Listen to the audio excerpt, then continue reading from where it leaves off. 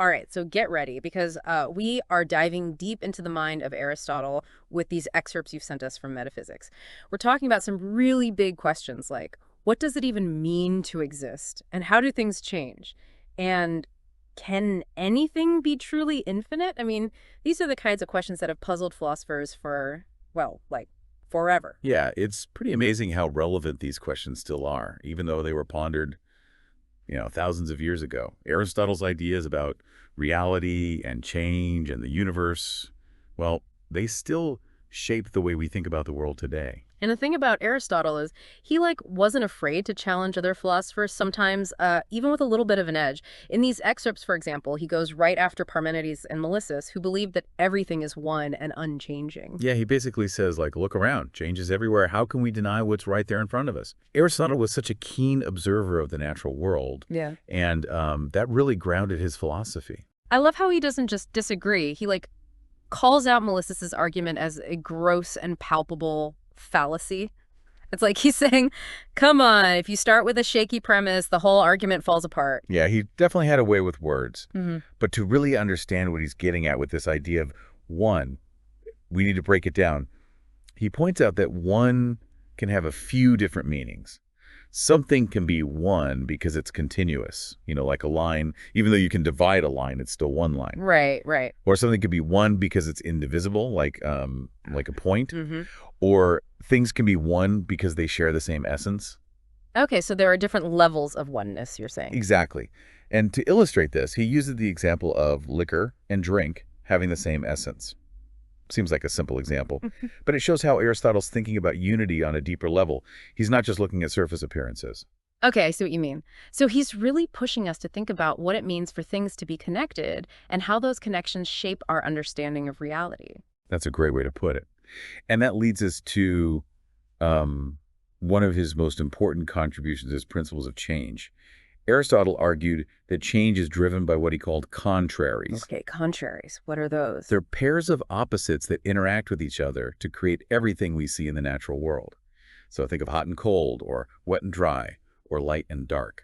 Okay, so those classic opposites. So for Aristotle, those opposites are like the engine of change. I mean, I guess you can see how that plays out everywhere you look. Exactly. Now, other philosophers before Aristotle recognized the role of contraries too. But what he did was he went deeper. He differentiated between primary and secondary contraries. And that distinction, he argued, makes a theory stronger and more able to explain the complexity of change. Primary and secondary contraries. Can you break that down a little bit more for me? Sure. Think of it this way. Some pairs of opposites are, well, they're more fundamental than others. Hot and cold, for example, might be considered more primary than, say, sweet and bitter because they influence a much wider range of phenomena.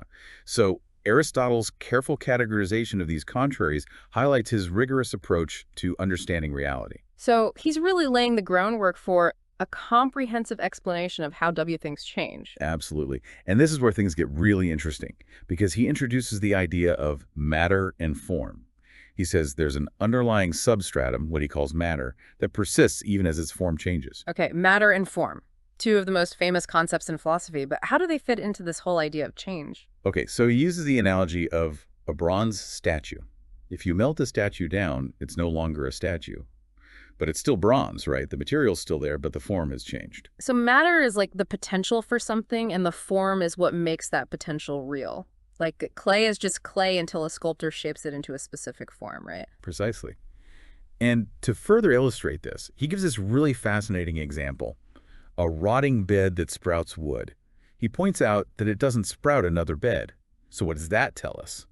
That's a great point. I mean, it makes you think about what actually defines a thing. Is it the materials, or is there something more essential? It seems like Aristotle is saying that there's something deeper than just what a thing is made of. Exactly. For Aristotle, the essence, the form, is more fundamental than the matter.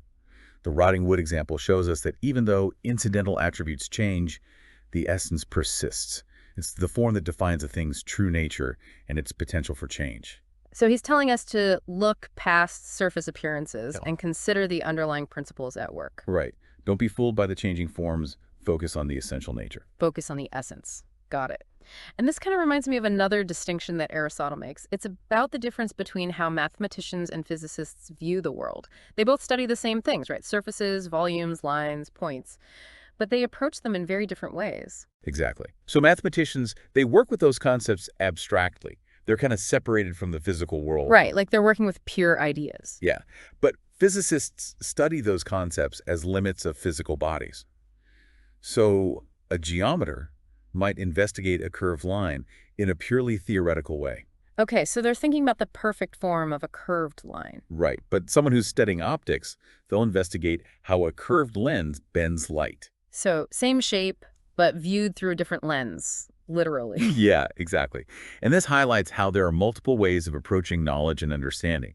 You can analyze something theoretically, or you can look at how it functions in the real world. Okay, that makes sense. It's like different perspectives give you a richer understanding. And speaking of different perspectives, Aristotle gives us his framework of the four causes to help us understand why things are the way they are. Right, the four causes. They give us a comprehensive way to analyze why things exist and why they behave the way they do. It's like having a toolkit for understanding the why behind anything. Okay, remind me again, what are the four causes? So we have material, formal, efficient, and final. Right, right. And I remember the statue example he uses. It's a good way to illustrate this. So the material cause is the bronze. The formal cause is the statue's shape or design. Exactly. The efficient cause is the sculptor who makes the statue. Mm-hmm.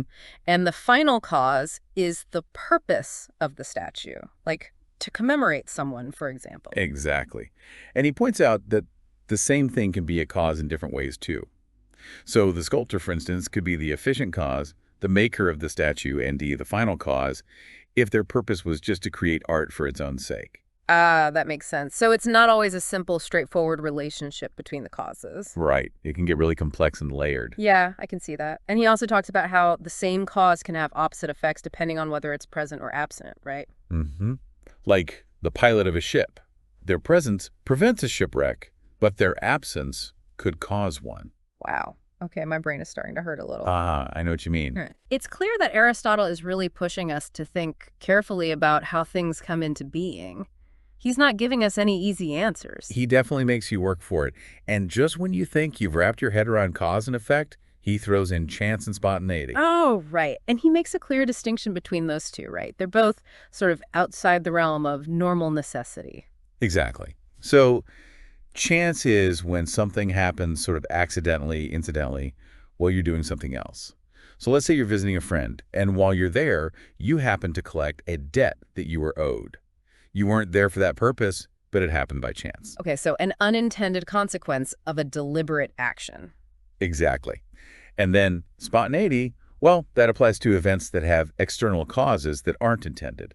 So like a horse that runs in a particular direction and escapes danger purely by chance. Okay, so there's no intention or purpose behind it. It just happens. Exactly. It reminds us that not everything happens for a reason. There's room for randomness in the universe. Right, right. It's like, even though Aristotle gives us all these frameworks to analyze the world, he's acknowledging that there are limits to what we can understand. Not everything fits neatly into our category. Absolutely. He's not claiming to have all the answers. Yeah. He's more like, he's giving us the tools to think critically about the questions that have, well, they've been puzzling philosophers for centuries. Right. He's inviting us into the conversation, not just giving us the final word. Yeah. And one of those enduring questions is this whole idea of the infinite. Ah, yes, the infinite. It's a concept that's both fascinating and defrustrating. And Aristotle dives right in, you know. He asks whether infinity can exist as an actual separable thing or whether it's just a potential concept, like can something truly be limitless? Or is that just an idea that we can never fully grasp? It's a mind bender for sure. It really is. Oh. And he points out that we can think about infinity in different ways. We can think about it in terms of adding something endlessly or dividing something endlessly or both. Right. So different ways of approaching the concept. Yeah. And he actually pushes back against the idea, the Pythagorean idea, that there's a substance that can be infinitely divided. Because if you think about it, that leads to the paradox of having infinite parts that are themselves infinite. Right. Like, how can something be made up of infinite things? That's crazy. Right. It's mind-boggling. And it highlights the challenge of even trying to understand something that has no beginning and no end. It's like trying to, I don't know, like hold water in your hands or something. It's too vast to comprehend. It really is. But Yeah. the thing is, even though it's slippery concept, Aristotle doesn't shy away from it. He's not afraid to try to wrap his mind around it. He's not afraid to jump into the deep end, even if there's no easy way to reach the bottom. I like that. He's a fearless explorer of ideas. He really is. And it's that persistence, that willingness to keep asking questions and keep pushing the boundaries. Well, that's what makes him so inspiring, I think. I agree. He's not just giving us answers, he's showing us how to think. Exactly. And that's a gift that keeps on giving, wouldn't you say? Absolutely. So we've been talking about change and infinity and the nature of reality itself. But let's bring things down to earth a little bit. Let's talk about movement. What does Aristotle have to say about how things actually move through space? Well, he starts with this idea of contrary motions, movements that are, well, they're opposite to each other. So up and down, forward and backward, that sort of thing. Okay, makes sense. Things can move in opposite directions. But knowing Aristotle, I'm sure there's more to it than that. Of course. He's not just describing movement. He's analyzing the underlying principles. And he brings in this idea of rest as being the opposite of motion. Okay. At first glance, that seems pretty obvious. I mean, if something isn't moving, it's at rest, right? But I'm sensing there's more to it than that. You're right. There is. He differentiates between natural and unnatural states of rest. So he's saying that a thing can be at rest in a way that's like in accordance with its nature, or it can be at rest in a way that's forced or imposed. Okay, I think I'm starting to see where you're going with this. So, a rock resting on the ground is in a natural state of rest. Right. But if I pick up that rock and hold it in the air, it's in an unnatural state of rest. Exactly. You're working against its natural tendency. It's like I'm imposing my will on the rock. Exactly. And this distinction between natural and unnatural rest, it's really important for understanding how Aristotle thinks about the causes of motion. Okay, I see where you're going with this. So, remember those four causes we were talking about earlier? Material, formal, efficient, and final. Yes. So how do those connect to how things move? How does Aristotle tie those together? Well, he argues that a thing's natural movement flows from its form, from its essential nature. So a heavy object, like that rock, it naturally moves downwards because it's in its very nature to be drawn toward the center of the earth. Okay, so its essence is pulling it down. Exactly. It's like it's seeking its natural place, as Aristotle puts it. So the formal cause is like an internal compass guiding its movement. That's a great way to think about it. And that makes me think about things like plants growing upwards. Is that their form driving them towards the sunlight? Yeah, that's a great example. They're reaching for the light. Right. And of course, the material cause, what an object is made of, that can play a role too. Right, of course. So a feather falls much slower than a rock, Mm. even though they're both being drawn towards the earth. Right, so a feather's lightness affects how it moves, even though the earth is pulling on it just the same. But what about the efficient cause, the thing that actually sets an object in motion in the first place? How does that fit into this whole picture? That's where things get really interesting, especially when we're talking about natural motion. Aristotle grapples with the question of what ultimately moves the mover. Whoa.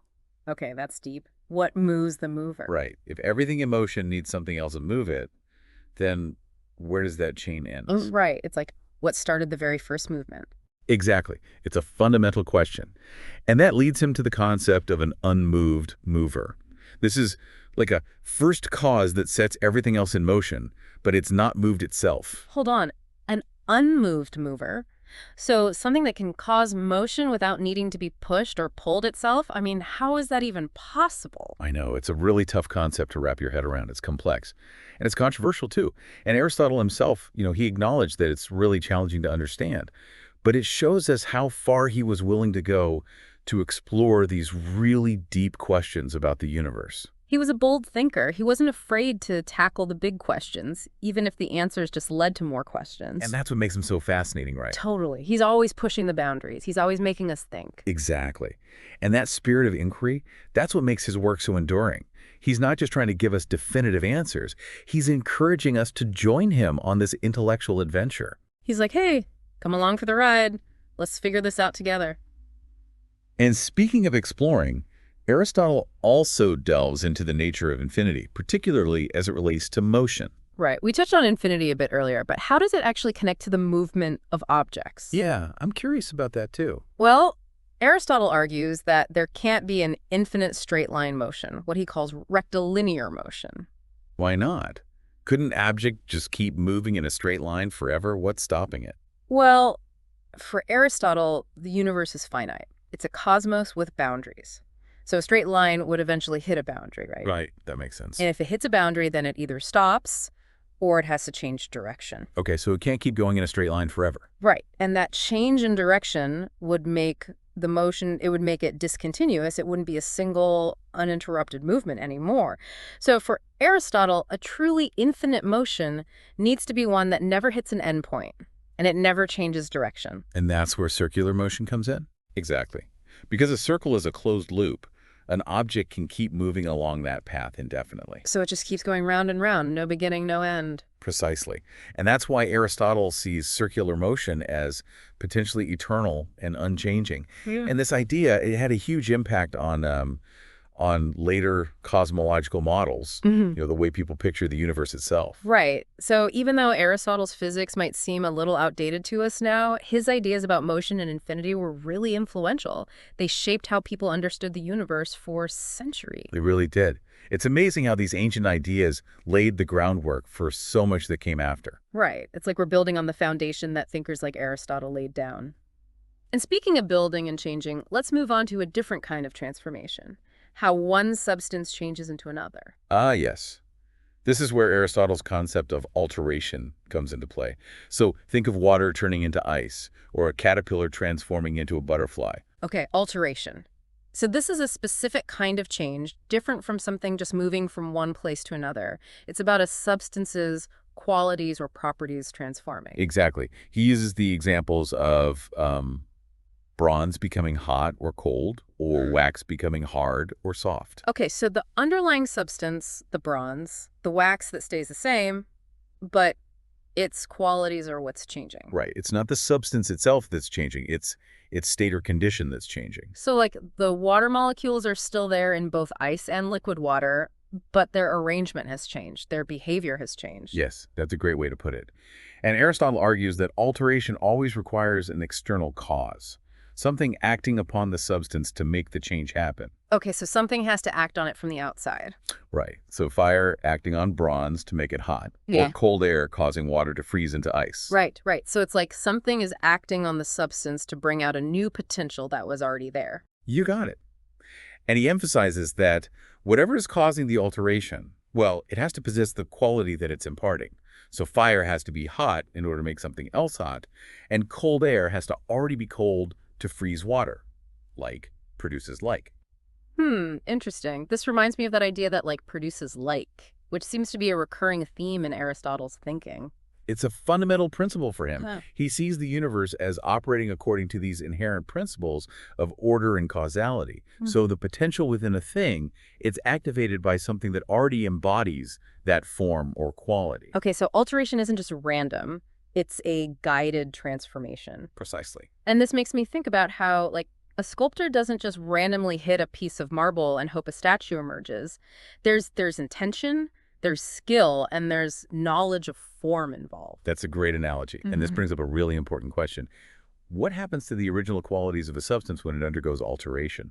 If something becomes hot, does that mean it was previously cold? Yeah, that's a good question. Like, where do those original qualities go? Do they just disappear? I mean, what happens to them? Well, his answer might surprise you. He suggests that those original qualities don't actually disappear. They persist in a potential state. So it's like they're still there, but they're hidden or dormant. Wait, hold on. So if something is hot, the potential for coldness is still within it. It's like it has both hotness and coldness inside of it, but only one is being expressed at a given time. That's exactly what Aristotle is arguing. He believes that matter can hold multiple potentialities, and alteration just involves actualizing one of those potentials while the others remain dormant. So even though we might only perceive the dominant quality at any given moment, the potential for other qualities is still there, waiting to be brought forth. It's like there's a hidden world of possibilities within everything around us. That's a beautiful way to put it.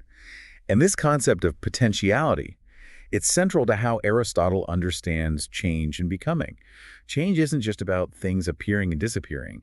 It's about the unfolding of potentials that are inherent within matter itself. This is amazing. It's like he's saying that everything around us is constantly changing, but it's not random or chaotic. It's this dance of potentialities guided by form and by external causes. It's a beautiful dance. And this brings us to another important distinction that Aristotle makes the difference between coming into being and alteration. Okay, I'm intrigued. How does he separate those two types of change? He argues that coming into being involves the emergence of a completely new substance. Alteration, on the other hand, is just a change in the qualities or properties of something that already exists. Okay, I think I see the difference. So when a seed sprouts into a plant, that's coming into being. But when a plant just grows taller, that's alteration. Exactly. One is the creation of something new, and the other is a change in something that's already there. Okay, got it. So two different ways of thinking about change and transformation. Right. And he emphasizes that coming into being requires both matter AD form.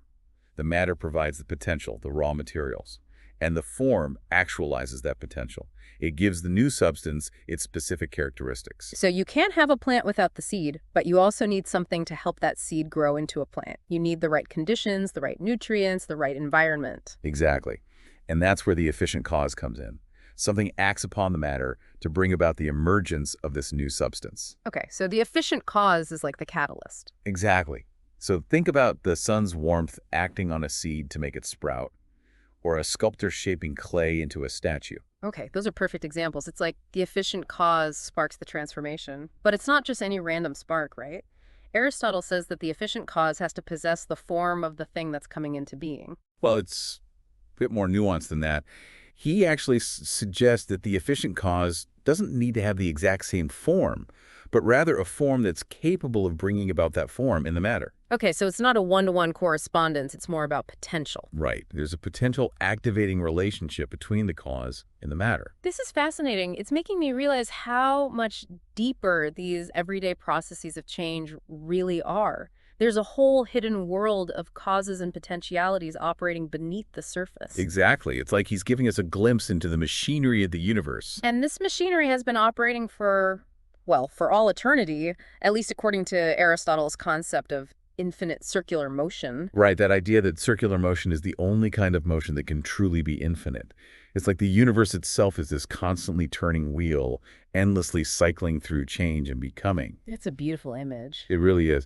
And it brings us back to another really fascinating aspect of Aristotle's philosophy, the relationship between time and the soul.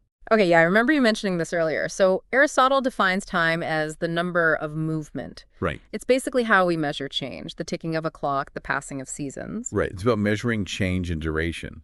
But Aristotle argues that this act of measuring, of counting, it requires a soul. Hold on. Are you saying that if there were no minds in the universe, there would be no time? That's exactly what he's suggesting.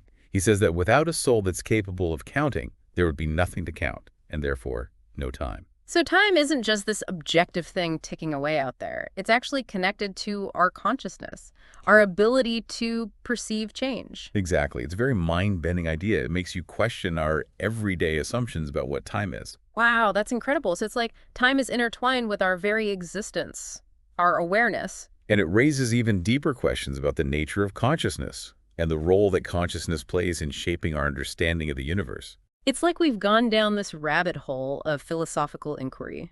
And every answer we find just leads to more questions, but that's what makes it so fascinating. It's a never-ending journey of exploration, and it's a journey that Aristotle invites us to join him on. And that's what we've been doing today, haven't we? Taking a deep dive into the mind of Aristotle.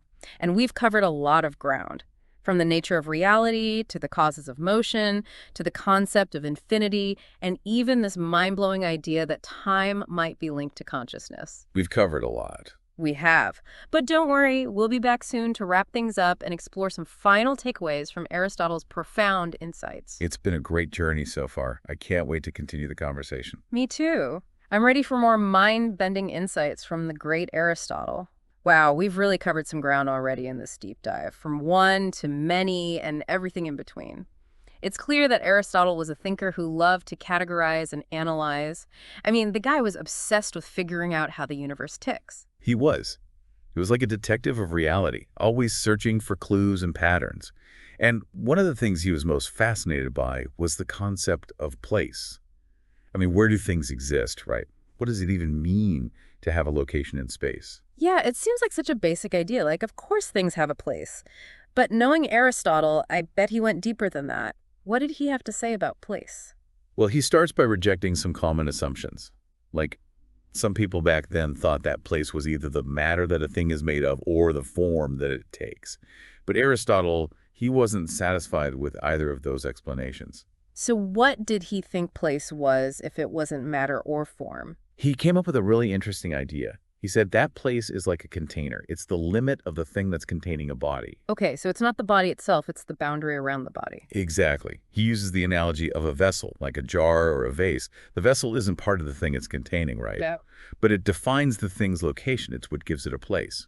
Okay, I'm starting to see what he's getting at. So the place of glass of water is the inner surface of the glass. Right. And that inner surface, well, it's not the water itself, and it's not the shape of the water. It's this distinct thing, this boundary that defines the water's place. Okay, that's a pretty cool way to think about it. So place is all about boundaries and limits. Yeah. It's about defining where one thing ends and another begins. And this leads him to another really intriguing idea. His rejection of the void. The void, you mean like empty space, a vacuum. Exactly. Now, we tend to think of empty space as being, well, necessary for movement. Like you need empty space for things to move into. Right, of course. How else could things move if there wasn't empty space for them to move into? That's what we tend to think. But Aristotle, he flipped that on its head. He argued that if there were a true void, a true nothingness, well, then movement would be impossible. Wait, what? Really? How could that be? Because, he said, if there were no differences in place, then there would be no way to distinguish where a thing is moving to. It would be like everywhere and nowhere at the same time.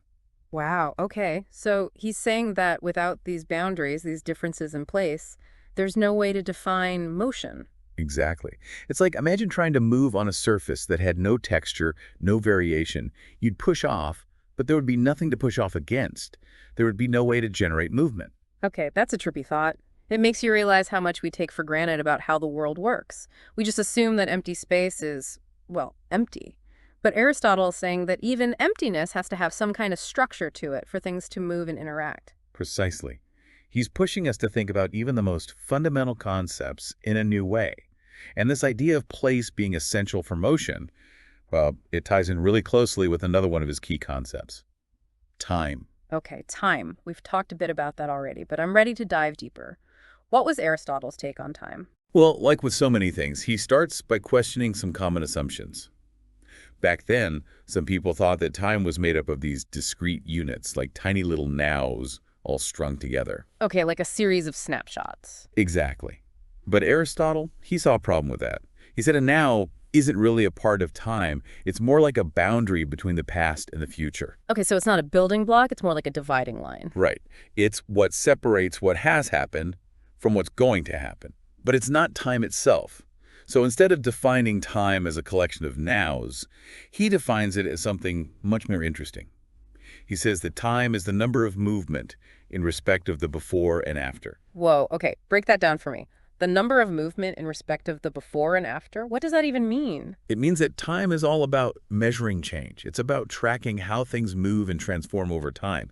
It's about the sequence of events, the before and after. Okay, so it's not just about individual moments, it's about the relationships between those moments, how they flow into each other. Exactly. Time is about duration and sequence and the unfolding of events. And he argues that without movement, without change, there would be no time. That makes sense. I mean, if nothing ever changed, would there even be a concept of time? Right. It would be like a frozen universe, a static snapshot. Time wouldn't have any meaning. And here's where things get really mind-blowing. He suggests that time wouldn't exist without a soul to perceive it. Wait, what? You're saying that if there were no minds in the universe, there would be no time? That's what Aristotle is proposing. He's saying that time is intimately connected to our consciousness, our ability to perceive and measure change. Without a mind to count those changes, to track the before and after, well, there would be no time. So time isn't just some objective thing ticking away out there in the universe. It's actually intertwined with our awareness. Wow, that's really profound. It makes you wonder what other aspects of reality might be shaped by our perception. It's a question that's haunted philosophers for centuries. And it's a question that Aristotle's work continues to provoke. He's not giving us easy answers, but he's pushing us to think deeply about the nature of reality. and our place within it. And I think that's a pretty incredible legacy. It really is, and it's a legacy that we've been exploring today in our deep dive into Aristotle's metaphysics. From the nature of place and void to the mind-bending relationship between time and consciousness, Aristotle's work is full of challenges and insights. It's a feast for the mind. It really is. But don't worry, we're not done yet. We'll be back soon to wrap up our exploration of Aristotle's metaphysics.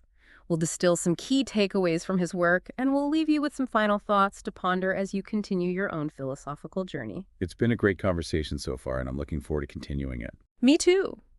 We've only scratched the surface of Aristotle's thinking, and I'm excited to see where this deep dive takes us next. Well, we've been on quite a journey through Aristotle's metaphysics, from the nature of reality to the causes of motion to the concept of infinity. And I don't know about you, but I'm still reeling from that idea that time might be linked to consciousness. It's amazing how Aristotle's ideas, even though they were developed thousands of years ago, they can still spark such lively discussion and make us question our assumptions about the world. It's true. And one thing that really strikes me about Aristotle is how much emphasis he puts on observation and evidence. He's not just sitting around theorizing. He's constantly looking to the natural world to ground his ideas. He was a real empiricist, in a way. Yeah, he's not just coming up with ideas in his head. He's actually looking at how things work in the real world. It's like he's saying, don't just tell me what you think, show me the evidence. Exactly. He wants to see how things actually function, not just how we imagine they might function. He's not afraid to get his hands dirty. Right. And this emphasis on evidence, you can see it throughout his work, from his analysis of motion and change to his exploration of place and void. He's always using examples from the natural world to illustrate his points. He wants to make his arguments concrete, relatable. Exactly. And I think there's a really important lesson for us there. Philosophy isn't just about these abstract theories and debates. It's about engaging with the world around us, asking questions, making observations, and using our reason to understand our place in it all. It's about connecting those big ideas to our everyday experiences. Right, not keeping them separate. And so while some of Aristotle's specific scientific theories might seem outdated to us now, his fundamental approach, this emphasis on observation and logic, and a relentless pursuit of knowledge, it's still so relevant. Yeah, he really set the standard for critical thinking. He did. So, as we wrap up our deep dive into Aristotle's metaphysics, what are some of the key takeaways we can carry with us? What are those nuggets of wisdom that still resonate today? Well, for me, one of the biggest takeaways is that Aristotle really pushes us to go beyond those surface-level explanations, to really dig deep into the why behind things. Yeah, he's not content with just describing what we see. He wants to understand the causes, the principles, the underlying forces that shape reality. Right. He's like, okay, we see that this happens, but why does it happen? What's the underlying story here? Exactly. And he gives us some incredibly useful tools to help us with that kind of analysis. Frameworks like the four causes, the concepts of matter and form. Right. Those are like mental models that we can use to understand not just the natural world, but even our own thoughts and actions. Exactly. Why do we do the things we do? What are the driving forces behind our choices? Yeah, those are great questions. And Aristotle gives us a way to investigate those questions. And he also pushes us to think about those really abstract concepts like time and infinity, and to think about them in relation to our lived experience. He's not just saying, oh, those are just things that philosophers debate about. He wants us to grapple with how those ideas affect the way we understand ourselves and our place in the universe. He's making those abstract ideas relevant to our lives. Exactly. He wants us to connect those big ideas to the world we experience every day. And ultimately, I think Aristotle's work is a testament to the power of human reason, our ability to ask questions, to seek understanding, and to have those meaningful conversations about these really big ideas. He's showing us that even though we might never have all the answers, the pursuit of knowledge, the willingness to engage in thoughtful debate, those are valuable in themselves. Absolutely. The journey is just as important as the destination. So as you continue exploring the metaphysics and other works by Aristotle, remember to stay curious, to challenge assumptions, and to keep seeking a deeper understanding of the world around you. Don't be afraid to ask those big why questions. Yeah. Don't be afraid to be like Aristotle. Exactly. Well, this deep dive has been a real eye-opener for me, and I hope it has been for you too. We've only scratched the surface of Aristotle's thinking, but hopefully this has given you a taste of his brilliance and a few tools to keep exploring on your own. Thanks for joining us on this philosophical adventure. It's been a pleasure. Until next time, keep those thinking caps on. And never stop exploring. And if you have a stack of sources you'd like us to dive into, send them our way. We're always up for a challenge. Happy exploring. We'll see you next time on The Deep Dive.